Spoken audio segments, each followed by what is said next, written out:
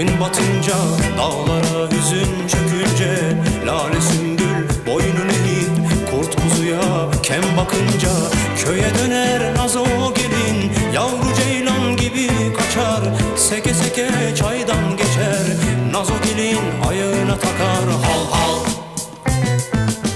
Bir bakışı canlar yakar, gülüşüne cihan değer, nazo gelin ayağına takar hal hal.